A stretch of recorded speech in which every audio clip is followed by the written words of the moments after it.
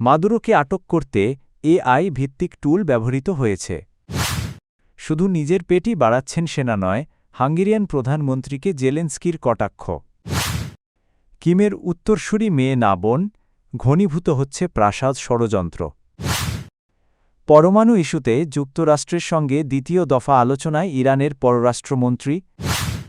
Wall Street জার্নালের এক প্রতিবেদনে জানা গিয়েছে, ভেনেজুয়েলার প্রেসিডেন্ট নিকোলাস মাদুরোকে আটক করার সামরিক অভিযানে কৃত্রিম বুদ্ধিমত্তা ব্যবহার করেছে মার্কিন সেনাবাহিনী। এই অভিযানে প্রথমবারের মতো প্রতিরক্ষা মন্ত্রণালয়ের একটি গুরুত্বপূর্ণ অপারেশনে অ্যানথ্রোপিকের এআই মডেল ব্যবহৃত হয়।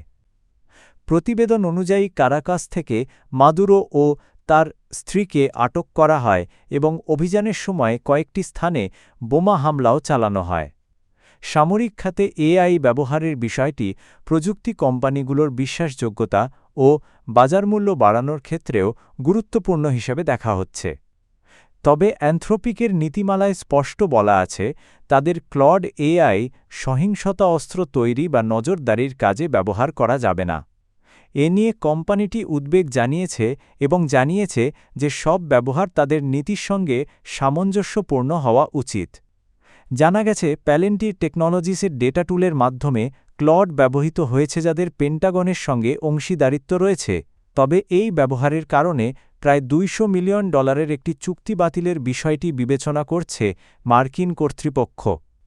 অ্যানথ্রোপিকের সিইও দারিও আমোদেই এআই ব্যবহারে আরও কঠোর নিয়ন্ত্রণ ও নিরাপত্তা ব্যবস্থার আহ্বান জানিয়েছেন।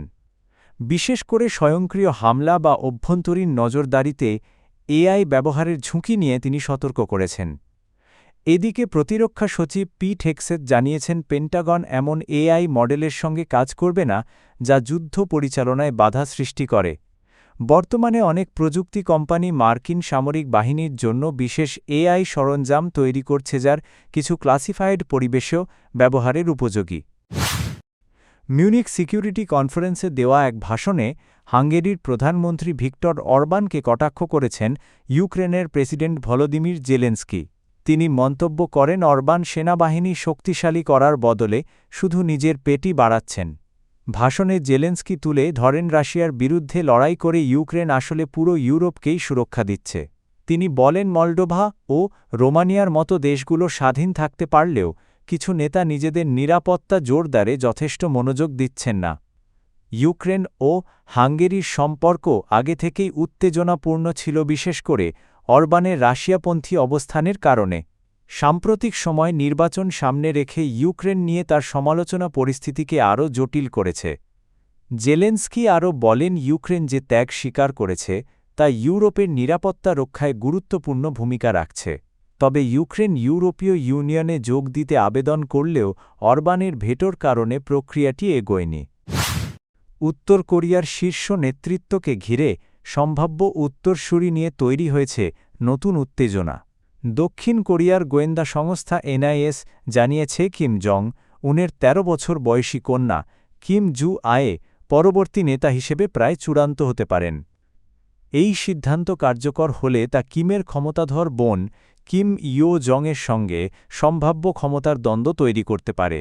চলতি মাসের শেষ দিকে একটি গুরুত্বপূর্ণ রাজনৈতিক সম্মেলনে কিম জু আয়েকে আনুষ্ঠানিকভাবে উত্তরসূরি ঘোষণা করা হতে পারে বলে ধারণা করা হচ্ছে। ২০২২ সালে প্রথমবার জনসমক্ষে আসার পর থেকে কিম জু আয়ে নিয়মিত তার বাবার সঙ্গে সামরিক মহড়া কারখানা পরিদর্শন ও গুরুত্বপূর্ণ সফরে অংশ নিচ্ছেন। বিশ্লেষকদের মতে তাকে ধীরে ধীরে নেতৃত্বের জন্য প্রস্তুত করা হচ্ছে।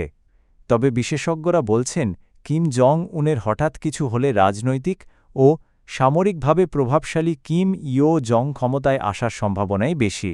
তিনি আন্তর্জাতিক অঙ্গনে কঠোর অবস্থানের জন্য পরিচিত এবং উত্তর কোরিয়ার দ্বিতীয় শক্তিশালী ব্যক্তি হিসেবে বিবেচিত। গোয়েন্দা বিশ্লেষকদের আশঙ্কা, কিম ইয়ো জং সহজে তার ভাইঝিকে ক্ষমতায় বসতে দেবেন না, যা দেশটির অভ্যন্তরে বড় ধরনের ক্ষমতার লড়াইয়ের ইঙ্গিত দেয়। ইরানের পররাষ্ট্রমন্ত্রী আব্বাস আরাকচি যুক্তরাষ্ট্রের সঙ্গে দ্বিতীয় দফার গুরুত্বপূর্ণ পরমাণু আলোচনায় অংশ নিতে জেনেভায় পৌঁছেছেন। এই আলোচনার লক্ষ্য মধ্যপ্রাচ্যের বাড়তে থাকা উত্তেজনা কমানো এবং সম্ভাব্য সামরিক সংঘাত এড়ানো। ইরানের সর্বোচ্চ নেতা আয়াতুল্লাহ আলী খামেনি সতর্ক করে বলেছেন, বর্তমান পরিস্থিতি বড় আঞ্চলিক যুদ্ধে রূপ নিতে পারে। আরাকচি জানিয়েছেন তিনি একটি ন্যায্য ও সমতাপূর্ণ চুক্তির জন্য বাস্তবসম্মত প্রস্তাব নিয়ে এসেছেন, তবে কোনো হুমকির মুখে ইরান নতি স্বীকার করবে না। মূল বৈঠকের আগে তিনি আন্তর্জাতিক পরমাণু শক্তি সংস্থার প্রধান রাফায়েল গ্রোসির সঙ্গে কারিগরি আলোচনা করবেন। এতে ইরানের ক্ষতিগ্রস্ত পরমাণু স্থাপনাগুলোতে পরিদর্শকদের প্রবেশ এবং তেজস্ক্রিয়তার ঝুঁকি মোকাবিলার প্রোটোকল নিয়ে কথা হবে। আলোচনায় মধ্যস্থতা করছেন ওমানের পররাষ্ট্রমন্ত্রী বদর bin Hamad Al বুসাইদি।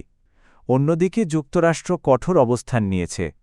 President Donald Trump সতর্ক করেছেন, আলোচনা ব্যর্থ হলে পরিস্থিতি বেদনাদায়ক হতে পারে। ইতোমধ্যে মধ্যপ্রাচ্যে দ্বিতীয় একটি বিমানবাহী রণতরী মোতায়েন করা হয়েছে।